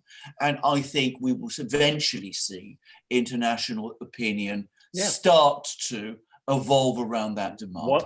That's where this is going. One state solution, one state solution, and not the solution. I stress that I had supported up to now. No, I'm just playing with words here. Okay, yes. That's what I'm trying to do here. Yes. You're absolutely right here. But say exactly the same thing that Alexander Makira said, but I'll say it in a different way. Is that we will see the contradict. You can't be Zionist and believe in democratic principles at the same time. They're antithetical. Okay, and this is what's going to confront Israel. All right, you're going to be having an apartheid or apartheid-like existence for a significant minority of people, and that is untenable. It's untenable. Well, I'm going to qualify that. I think if there had been a genuine desire by the Israelis to move towards a two-state solution, you could have had a Jewish state and a Palestinian state. They had Oslo. They could have done it. The big problem, the fundamental problem, is that because the Arab states have been all over the place, because Palestinian leadership, to be quite frank, has not been very abysmal. It has always been possible for the Israelis to work towards victory. There's never been any political price for the Israelis not to pursue their maximal objectives. And in a way, that's going to be a trap, because they're going to end up in exactly the situation that Peter has said, where, in perhaps 10, 20 years, they're facing demands for a one-state solution with one person, one vote. And that's going to be very difficult, I think, for democratic societies around the world to oppose. So we'll see how this is going to play out. This is for the future. I'm not talking about what's going to happen now, but I have to say this: the two-state solution, which I have supported, I think is essentially at an end. I doubt it's going to be viable from now on. Missed opportunity. Huge, yeah. All right, Harry C. Apparently the Saudi king phoned Abbas in solidarity. Anyone else heard this? From Sam. Everyone's point of view, the plan ignores completely international law, UN resolutions that demand an Israeli withdrawal from the 67 borders and the Geneva Conventions. Too far too, right? Completely true. I'm sure the Saudi king has done all that. Of course, what the Saudis actually do and what they say to the Palestinians are two completely different things. But it's notable that there were no Saudis actually when this plan was announced. I don't think the Saudis care much about the Palestinians, but in the end, I do expect that things will play out as they are, because in 20 years' time, what kind of Saudi Arabia will there be? Well, might not be run by the House of Saud. Well, indeed. Well, indeed. All right, we'll move over to some super chats. Alexander, Peter, from Cyprus, we have very much a similar type of situation where you have all these UN resolutions and mandates with the Cyprus problem, but it can never get solved. No. And it just shows, does it show the weakness of the UN and these resolutions and international law in general? That when you come up with a small country or small population, a small group of people going up against a colossal big power, whether it's Cyprus, Turkey, whether it's Palestinians and Israel, you're not going to be able to come to any kind of acceptable solution in accordance with international law. It just doesn't work. No matter how many resolutions, no matter how many decades this is going through the UN. Well, I think that is true because, of course, international law depends on the great powers to make it work. If the great powers are intent on subverting it, then of course it can't work because international law is just in itself an abstraction. The problem is that both with the Cyprus problem and with the Palestinian problem, international law may say one thing, but the great powers, or in the case of the Palestinian-Israeli thing, and to some extent the Cyprus thing, one great power, the United States, has wanted something else. Yep. And it's very, very difficult to find a way around that when that great power is so powerful. Yep. Having said that, I still say that international law is not entirely meaningless. You're constantly looking, if you are if you look at the way the United States works, it's constantly trying to justify all its actions and all its moves by claiming that they are somehow consistent with international law. And if we go back to this deal of the century, can I just make this point? Partly the intention of the deal of the century is to legitimize in international law terms by getting the Palestinians to agree to things which are illegal, like transferring the capital to Jerusalem, establishing all these settlements in the Palestinian territories. So there is always that moral pressure, but one mustn't overstate the importance of that moral pressure. And of course, if the balance of power in the world shifts, as it unquestionably will over the next 20 and 30 years, then of course, the dynamic changes as it always does when you look at things and it's only power rather than law that decides them. Yeah, if you're a small country and you have, you're in peril and you want to use international law, it rarely works. But if you have a powerful patron, it almost always works. Okay, and that's what we have. It was really interesting, as Alexander McCurris was saying, that the United States justifies its behavior around the world using international law. It just does it very badly. Okay, it's just not convincing. It's not it's not convincing outside the Beltway and outside of CNN. Okay, and elements of Fox. Okay. It's so completely fraudulent. And the thing is that, these people in power justifying what they're doing, they don't even lie very well anymore. Because they're not really smart. Okay, they're just not. And it's really easy to see through it, and a lot of people do. Peter, I know you're an admirer of Thucydides. There's a wonderful passage in which the Athenians tell one of their little client states, of men we know and of gods we believe, the strong do as they will and the weak do as they must. Well said. And they're said in antiquity, yes. Let's move on to super chats. From David Bauer, $5 super chat. Socialized healthcare and US sanctions. Could Cuba be the safest place to weather the coronavirus? Interesting comment. Interesting idea. The Cubans do have an advanced health service. One shouldn't state its strengths. And Cuba is, not a rich country. So, I mean, they do remarkably well, all considered. And they are apparently got quite an advanced pharmaceutical industry, which they've had to develop themselves because they aren't able to import medicines because of the embargo. I wouldn't know whether Cuba is the place to go to escape the coronavirus. I mean, there are millions of tourists go to Cuba. Still, yeah. I would have thought, quite a lot of them will be bringing the coronavirus with them. Russians go to Cuba an awful lot now. It's become, I think, the major population of tourists that goes there. And there's even Chinese go there too. Chinese go everywhere now. Yeah. All right. From Samuel Stafford, a $100 super chat. Oh, wow. Thank you Samuel, very much. Yeah. Great program, such important information. I look forward to each episode. Yeah. Thank you very much, Samuel, for that generous super chat. From Valley S, a $20 super chat. Thank you very much, Valley S, as always, for your support. And we go to Gandalf White, $5 super chat to the panel. China's civilizational propensity towards cheating and endemic low trust behavior will reveal itself and will chip its great power goals. I don't think this is a fair assessment at all of Chinese civilization.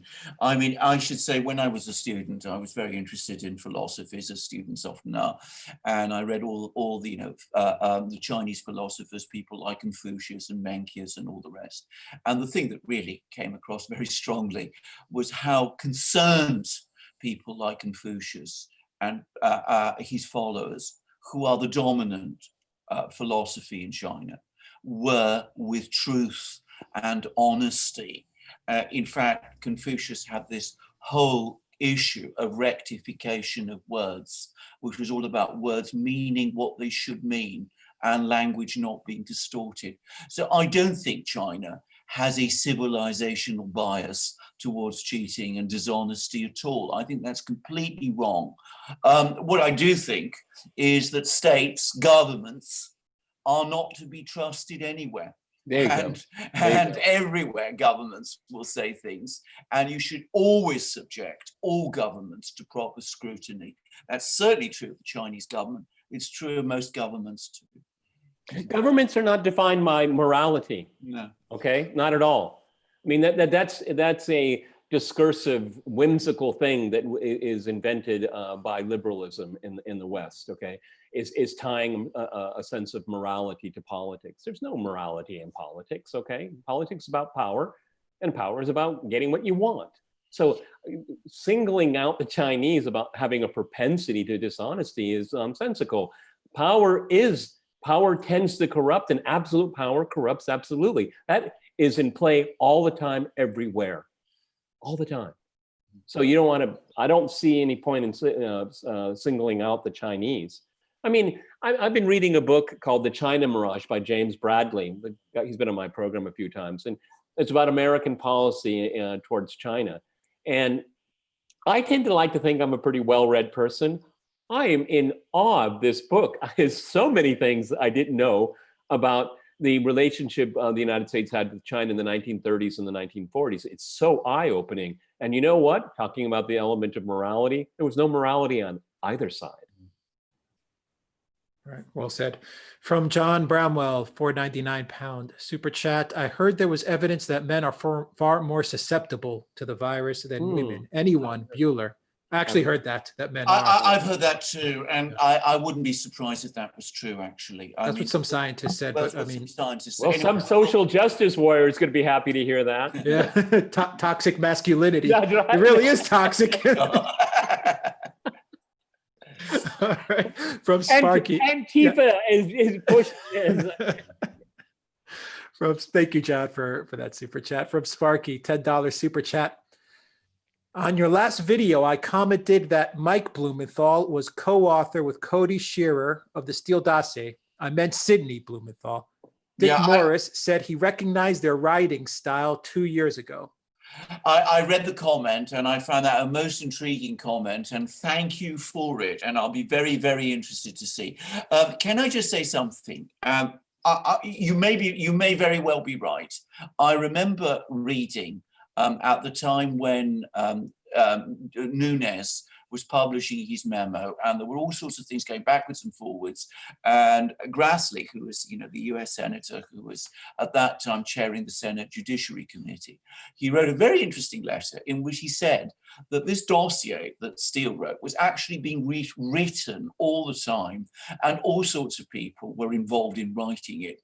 And he made it fairly clear, this is Grassley, that that American people connected with the DNC were involved in writing it. So that seems to be in full conformity with what your comment says. Now, let's see, no doubt more information will come round.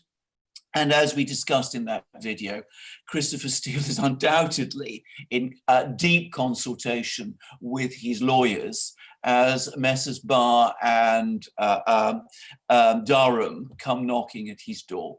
So we will probably learn an awful lot more before long. I think the Steele dossier was sourced from Ukraine and rewritten by a few Americans that this is like layered, or like a game of telephone, is that you had these Ukrainians and they have their perspective of Russia and their biases, and they write it up. And then a group of people around Christopher Steele, they rewrite it through their own lens. Okay, so it's a deception, then a deception on top of a deception. That's why when people like us read the dossier the first time, we just laugh at it. It's like, what is this? This is just, I mean, it's a flight to fancy. It is projecting what you want, what you really want to be true, which isn't true. And I can tell you, Russians read it here and it's like, what is this? I mean, it's kind of like, let me give you an example to kind of flesh out what I mean, is that it would be likely the Chinese making a docudrama about the World Series. I mean, they would probably have totally different cultural interpretations of things, okay? Yeah. And I think that's what's happened here. Because when you read the Steele dossier, it's just, anyone that knows anything about Russia would say, I mean, it's spelled differently. And actually they use day, month, year, not month, day, year, like you do in the US. You see what I'm saying? Everything, it gets all scrambled up. There's so many little tiny mistakes in it that, I mean, these people are supposed to be analysts and all that. I mean, this is ridiculous, okay? It's just a hit job, okay? Simple as that. And a real sloppy one at that, okay? A real costly one too for the United States. Oh, it's been a disaster. I mean, the whole Russiagate thing has done immense damage. I mean, Stephen Cohen, by the way, has done some brilliant articles and interviews about this. He's got a great interview with Aaron Mate. It was out a few days. The way in which US-Russian relations have been wrecked as a result of a political struggle within the United States. And that's absolutely right. I mean, Russia has suffered very, very badly from all of this because it's had to, over the last couple of years, adapt its entire policies to this unreasoning hostility from the United States based on a dossier, which is now discredited. All right. From Sparky, $5 super chat. Could possible added hype on the novel coronavirus be attributed to people behind the Hong Kong protests? Oh, absolutely. I mean, it's many of the same people who are been talking up the Hong Kong protests are talking up all the problems with the coronavirus. As we said on this program, the whole context of the coverage of this coronavirus has to be understood and seen within this overarching issue of the adversarial relationship now between China and the US. That doesn't mean that China deserves a complete clean pass on this. That everything that's said about the way the Chinese have responded is wrong. But it does mean that we must take into account the fact that there are now biases in the way this thing is being covered. Okay, from Sparky. Bernie ran a 4-minute, 36-second mile in the 1950s. Well, I mean, he's a remarkable political force, and given that he's been around for almost as long as I can remember, Yeah. The fact that he is now a serious possibility for president of the United States shows that he was not only a formidable athlete in his day, it would seem, but also a formidable political figure. So, you know, maybe if he becomes president, he'll serve 2 full terms and do great things. I don't know, but I mean, he has been ill, and he is, well, shall we say, you know, on the old side. All right, from Sparky, another super chat. Peter, capitalists shouldn't be afraid of Bernie. As Burlington mayor, he stimulated bourgeois small business. No real socialist would do that. Look, you know, I get really kind of tired of it. I mean, it's, at least in American political parlance, you know, calling someone as a socialist is a slur. Okay, that's probably the only place in the world where it's used as a slur.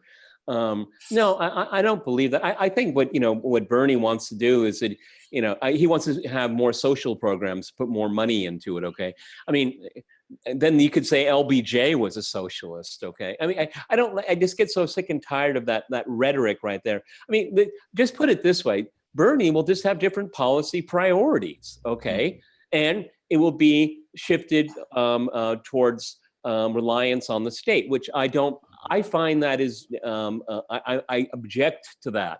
I don't object to the state involved in society. I just object how it's done and how much money is spent and deprives people of their individual choices. Okay, that's what separates me from a Bernie bro. Okay, but are there some ideas about alleviating student loan? Would I be interested in that? Yeah, I'd like to know what they think, because it's crippling entire generations of Americans. Okay, and it's ending very badly. All right, we need to resolve that issue. Okay, and I'm interested in ideas how to do it. Not just take take a pen out and say, oh, all student debt is null and void. No, I don't think that should be the case. But there should be inventive ways in dealing with it, with all kinds of problems, the opioid crisis and things like that. For me, my mantra is this, and this is what I would say to Bernie if I was talking to him. Let's talk, but keep in mind, I believe in the middle class. I believe in families, keeping families together and making families bigger. Now, if you can work with me, given my red lines, let's talk. I'm a reasonable person. Just because somebody calls him a socialist, it doesn't tell me, it doesn't inform me anything, okay? Because people that say it don't even know what the word means, okay? It's just a slur. Okay, from Colin Foster, a £2 super chat. Can we have an update on Georgia biolabs and deaths? Can you? Georgia. Georgia biolab and deaths. There was a story right about 6 months ago on biolabs in Georgia. I don't know if it was Tbilisi or where, but no. Right. Okay. There were deaths. I don't know this story. I do vaguely remember it. Yeah. But it's a while ago, so that was related to Novichok, wasn't it? Yeah, it was around that same time period, maybe after, a little bit after. I need to review it. To be honest, it's a while now. But what we can do if this contributor wants to send us his details in some form, he can email us. Then we can check it out and we can write to him. I just don't remember. Yeah, it involved Russia as well. I did remember. I've got the story, like it's sitting in my mind, but I don't know the details. Exactly. Yeah. I can just remember it without remembering any of the details or any, if there'd been any updates. I simply don't know. All right. Okay, Colin. So yeah, just shoot us out an email and we'll do a follow up on that. Yes. From Sparky, a $5 super. And thank you for your super chat. Thank you for that. From Sparky, a $5 super chat. Trump supporters should vote for Tulsi in the primary to make Trump think twice about listening to Pompeo, Haspel, and Abrams. Don't give up on Tulsi. Well, indeed, because the Iowa caucus is open. Okay, it's an open voting process here, and I've heard this theory also. I think it was Sagar and Crystal over at the Hill. They were talking about where Republicans and conservatives should invade the Iowa caucus and shake it up. Hey, it's democracy. It's their vote. They can do what they want. I just tend to think, unless Bernie takes the bold move of bringing Tulsi into the fold, foreign policy will be on the wayside almost completely during this campaign. I'm serious. Okay, so unfortunately, that I think that's the case. Tulsi is the only one that can shake up the works.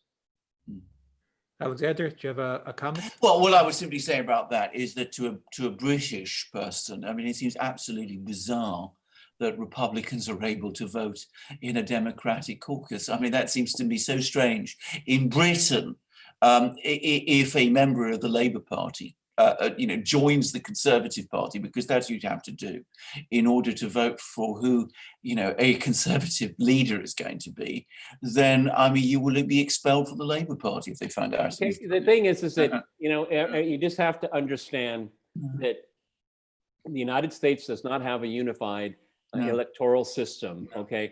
And not only is it different from state to state, it can be different from county to county in the same state. It's very, very complicated. It's very antiquated, and it's open to fraud, particularly if you have electronic voting or voting on the same day, or registering and voting on the same day. And, people talk about, outside meddling in the election process. I'll tell you what the real problem is that it's an antiquated system, and it needs to be completely revamped and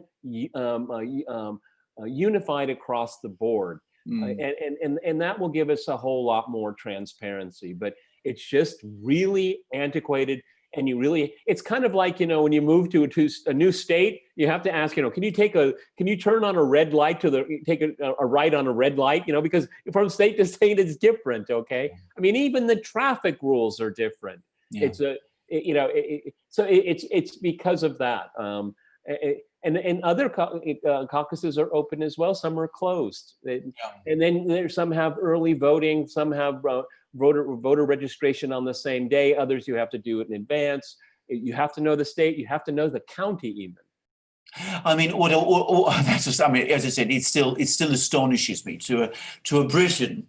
That is remarkable. But coming back to the question, I would encourage everybody, Republican, Democrat, left, right, to vote for Tulsi Gabbard, because for me, she is the person who is saying the right things on foreign policy, and foreign policy are the most compelling things. So if Republicans who support a non-interventionist, anti-imperialist foreign policy can vote in Iowa and can vote for Tulsi Gabbard, then I strongly urge them to do so. And I would strongly urge everybody to do so. That's all I can say. I still am amazed that it is possible.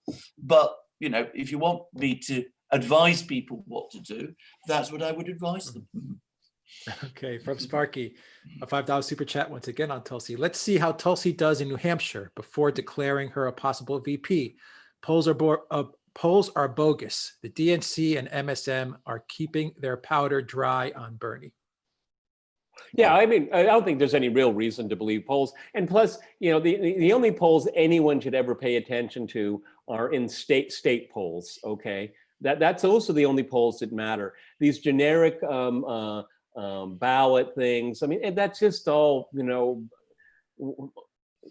it's clickbait, okay? How does Trump do against Sanders on a national campaign? At this point, it's just meaningless, okay? It's meaningless. Then don't even pay attention to it.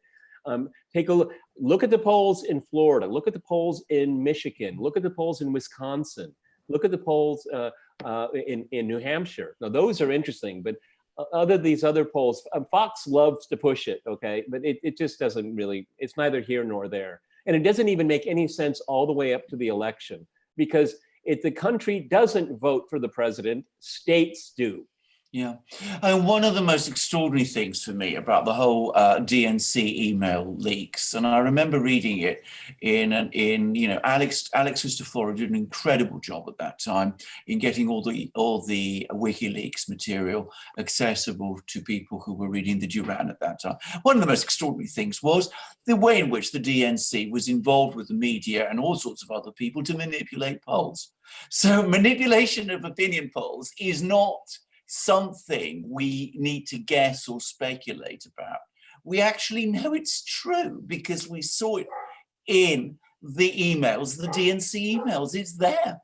And It's plus, extraordinary to me how that has never really gained. well, I'm not surprised because they all cover their tracks. But I mean, the thing is that you're going to have the phenomenon that we saw in 2016 is persistent. I mean, Bernie Sanders supporters may not necessarily publicly say what they think. I mean, we know from 2016 that Trump voters didn't express to the media what they think because they know the media is left.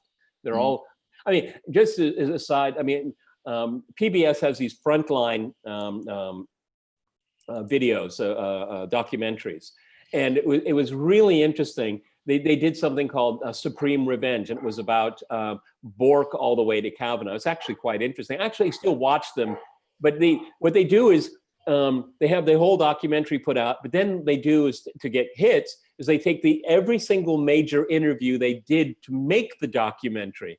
And it's so interesting when they have these conservatives, because they know Frontline PBS is really liberal, and they even say, "I know you're going to cut this out. I know you're not going to like this, and I'm going to push back," and they know that they're going to be edited out for the documentary, but they play the whole thing, and it's really interesting because you can see the mutual contempt they have. You know, Kellyanne Conway, what's her name? Kellyanne Conway. She was on, and man, she just annihilated the guy, and they put very little of her in the documentary. But I mean, these people know that PBS Frontline it has very strong ideological biases. Okay, it's really, and they don't even hide it. And it's the same thing with these polling. Okay, I mean, I worked for Colgate-Palmolive in the marketing division in Eastern Europe and Poland for a while. And they teach you how to write questionnaires. You can engineer a questionnaire to get whatever result you want. Okay, you can easily do that with questionnaires. All right, Imran Anwan, says James Jackman. Yeah, he was up to some funny business before Debbie Wasserman Schultz got him out. So yeah, with all the voting stuff. So good point. All in Pakistan, right? Yeah. Yes, and we also have heard, I'm sure everyone's heard about Hillary Clinton dodging the Gabbard subpoenas as well. Yeah, it's just another one of these things. She doesn't exist. Okay, I'm not gonna, it didn't happen. Just in your But Hillary will be out on the book circuit speaking to her, and I'm sure she'll be talking about how no one's above the law. As she always does. Yeah, but she says it's time to end the discrimination and misogyny against women after what she's done, what she said about Jill Stein and Tulsi Gabbard, all in the same news cycle. It's amazing. Yeah, terrible. All right, from Patricia Clyde, a 10-pound super chat, and that's relevant because Patricia says, "Look, my money still works. #Brexit." Absolutely. So people in the UK, people in London, Alexander, can still pay for things. Absolutely. It's just that we don't have, we don't have food stocking. The shops are still functioning. The currency is still working. The ATMs are still operating. So, the economic collapse people are talking about, well, it's no sign of it. All right. Thank you, Patricia, for that. And from Sparky, $5 super chat. Hunchback of Notre Dame is out of work. I'm sure he'd be glad to ring Big Ben, not ringing it for Brexit, his first rejoiner act. It rang in New Year's. Well, it is Brexit Day. It is a happy Brexit Day. So. Absolutely. Yes. Absolutely. So Brian O'Callaghan, $10 super chat with kind of a GIF of a super, I don't know what that is, a super pear or some fruit flying through the air. But anyway, thank you for that super chat. Brian from Edward Turner, a $50 Australian super chat. Thank you very much, Edward. Maybe Trump and Boris at the 75th Victory Day. Trump already has a personal invitation from Putin. Indeed, he does. We'll see whether he is able to go. Because obviously the political dynamics of this are very difficult for him. But Boris, it seems, definitely wants to go. There's already been some articles in the media basically warning him against going. And then there's other articles which suggest the reasons. I just get a quote from an article that appeared yesterday in the Financial Times. Financial Times, of course, our leading business newspaper here. And its title is Russia Adapting to Sanctions Leaves Economy in Robust Health.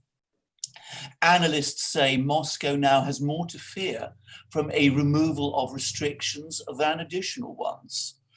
So we need to find trading partners. So an economy which the Financial Times says is in a robust health is an obvious one. I wouldn't use the word robust. I'm not using it. The Financial Times is. Yeah. I mean, odd. I mean, it's stable, but growth is still stunted. Okay, I mean, they're in positive territory, but growth is just, it needs to accelerate. Well, what they say is, I mean, you can go through the article, which says, yeah, by many metrics, Russia's economy looks to be in better shape today than it has done for some time. Growth is slower, but more stable. A $124 billion sovereign fund has been created. Exporters have found new markets and importers have found domestic alternatives. And then there's this extraordinary paragraph. Some economic analysts think Moscow has more to fear from an abrupt removal of the sanctions than additional ones. The single biggest danger to the Russian economy would be if the US woke up one day and lifted all the sanctions, says a senior official who advises the Russian central bank. There would be a massive inflow of capital, the currency would spike, all the government's policies would be in tatters. It would be a disaster. That's not true. Well, that's what the Financial Times says. That's the point is, they talk about, I mean, you know, he's talking about an abrupt. Yeah, but the thesis of it is how we can hurt the Russian economy. It's always the same. No, but I mean what you just read is that's what's embedded in it. You know.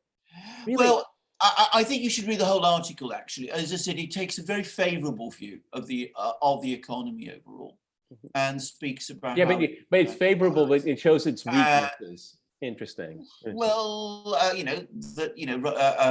it talks about, you know, its resilience, its stability. That's true. That's true.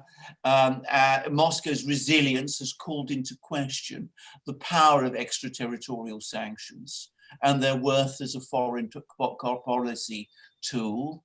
So all these things. So from a point of view of the British, whose economy isn't in great shape, by the way. I mean, you know, we've also got low growth, and we've got, by some metrics, we might even be in a mild recession. I mean, it becomes attractive. It becomes more attractive.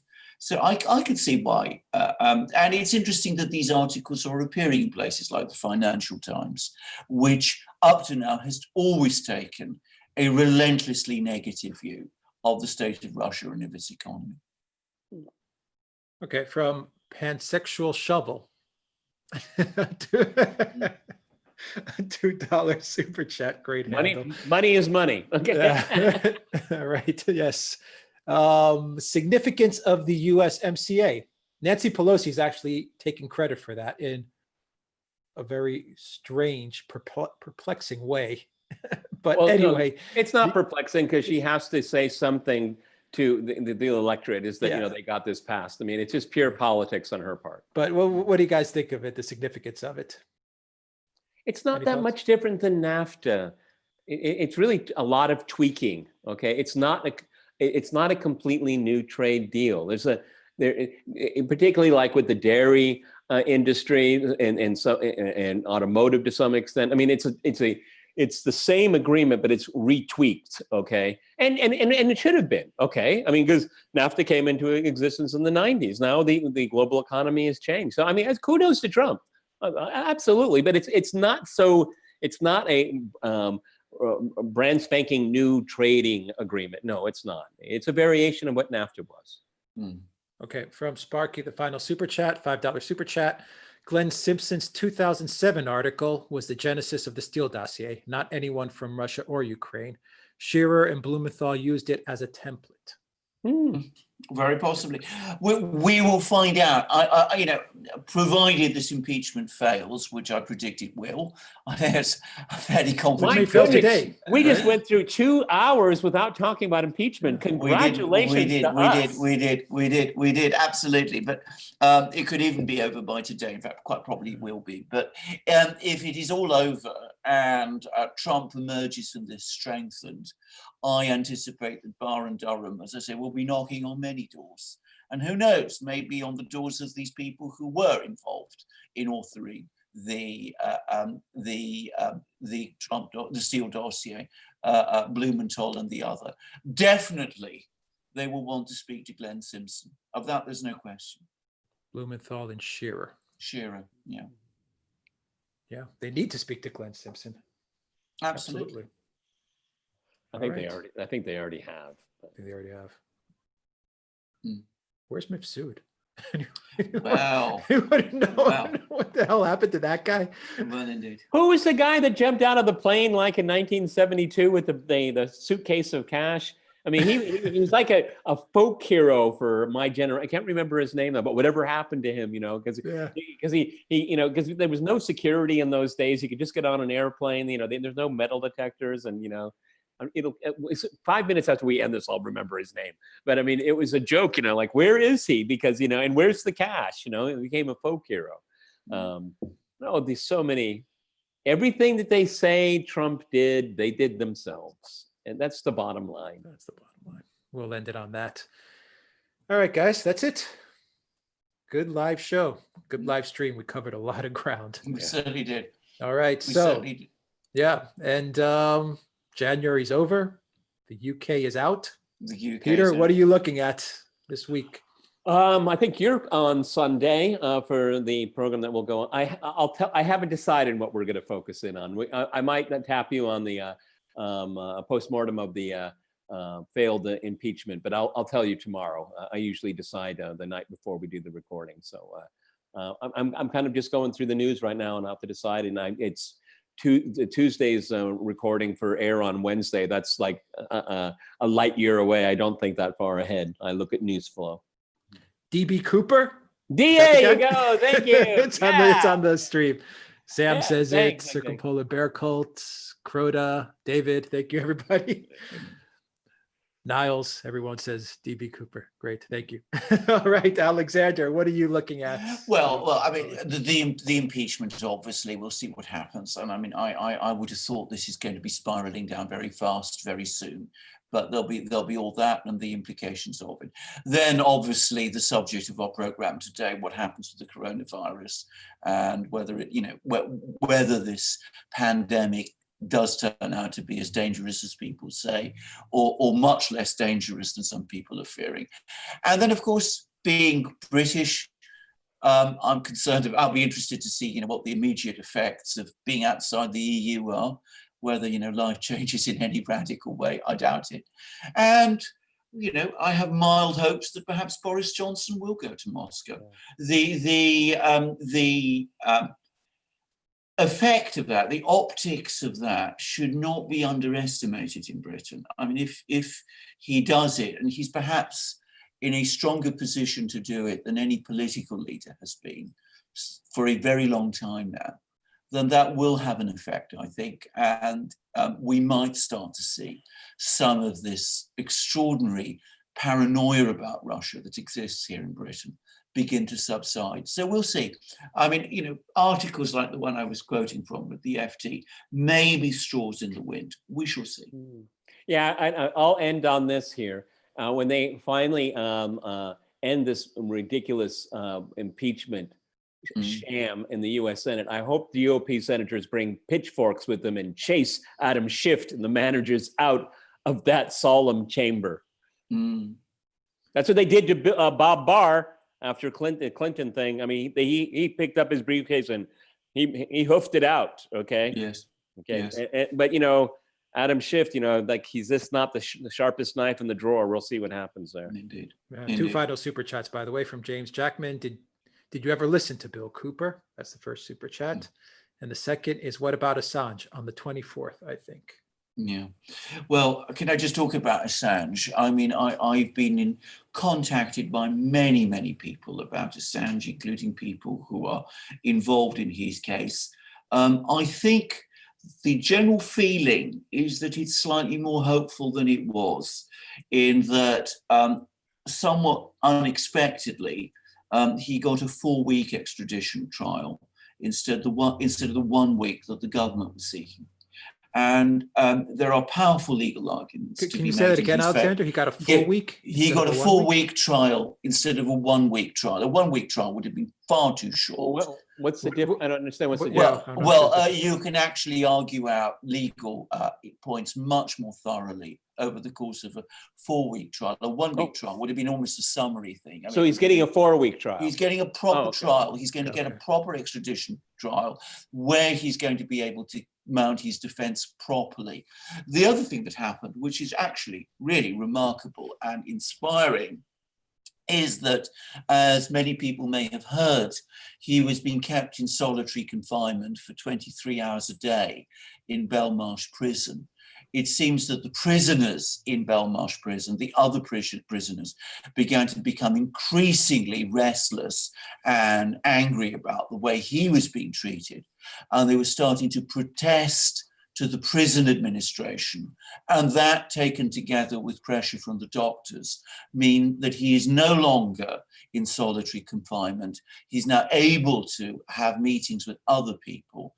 And apparently he's actually gained an awful lot of support from the prisoners in Belmarsh, which is an extraordinary thing. Well, prisoners have their own codes and their own sense of fairness. And if they see someone who I suspect most of them consider innocent, because they may not understand every aspect of his case, but they know that he's not a criminal. If they see someone like that being mistreated in that way, it does offend their own sense of what the proper things are. So it doesn't surprise me that there has been an awful lot of agitation within the prison against the way he's been treated. And as I said, it's had an effect. The very last thing the British authorities want is a rebellion in Belmarsh centered on Julian Assange, which would publicize the way he's been treated right across the media and might actually draw international attention. So, it's improved his conditions, and it seems he's going to be given a proper opportunity with his lawyers to put his case to the court. So I don't want to suggest that things are, looking up for him too much. I mean, the odds against him are still overwhelming, but they're marginally better than they were. All right, we'll end it there. Hit that like, share this video, everybody. Thank you, Anne, for also saying it throughout the chat for people to hit the like and for them to share this video and this channel, because YouTube is making it really, really tough for us to reach a new audience and to grow. So your help is very much appreciated. Absolutely. Peter Lavelle, host of RT's Crosstalk in Moscow. Thank you very much, Peter.